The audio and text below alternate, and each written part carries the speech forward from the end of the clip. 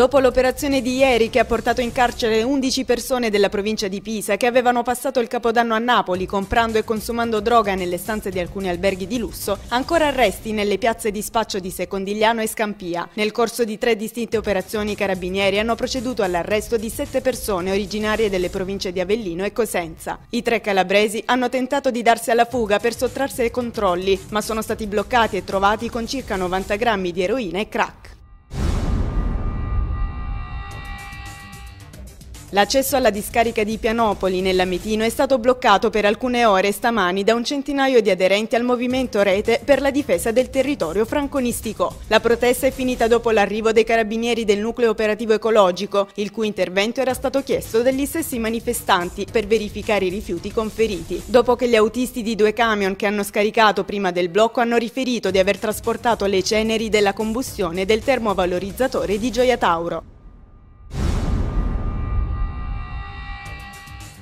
Un morto e 500 feriti è il bilancio della notte di San Silvestro 2010 in Italia. Anche quest'anno non sono mancati i botti a salutare l'entrata del nuovo anno. 14 feriti in Calabria, tra cui a Lungro una bambina di 8 anni che è stata colpita ad un occhio ed a Scandale un bambino di 10 con un trauma da scoppio alla mano sinistra. Un quarantenne ha perso la mano nel Catanzarese mentre nel Reggino è stata amputata la falange ad un uomo. In provincia di Catanzaro le persone ferite sono 5, tra cui un uomo che alla Mezzia Terme è stato colpito di striscio da un colpo di pistola, altri 6 feriti tra Vibo e Crotone.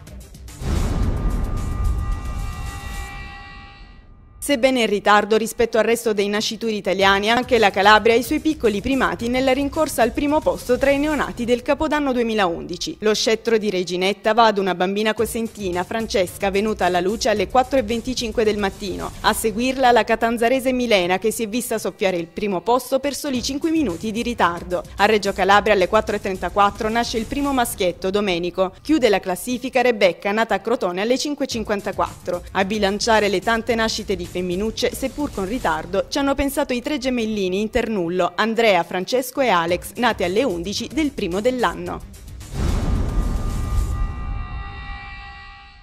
Il movimento Reggio Non Tace ha promosso per oggi pomeriggio alle 17 una manifestazione in occasione del primo anniversario dell'attentato alla Procura di Reggio Calabria. La manifestazione, che è stata chiamata l'effetto bomba, prevede il ritrovo al Palazzo della Provincia, dove si svolgerà un incontro sugli effetti e sulle reazioni che l'attentato ha prodotto sul territorio per le istituzioni, i magistrati e la società civile. Sarà presente il procuratore di Landro.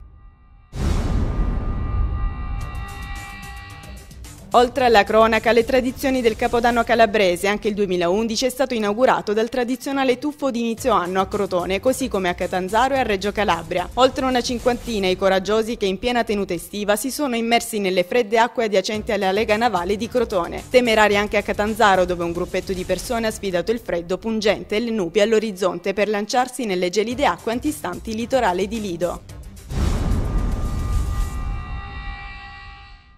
Sono cominciati i saldi in Calabria e per il momento solo nel sud Italia partirà la caccia alle occasioni. Partono quindi le prime vendite promozionali tra le aspettative dei commercianti che dopo fiacchi incassi natalizi sperano di rifarsi. A fare da apripista regioni come Sicilia, Campania, Basilicata e Calabria, dove dureranno fino al 28 febbraio. Ora almeno 6 italiani su 10 sono intenzionati ad effettuare acquisti importanti.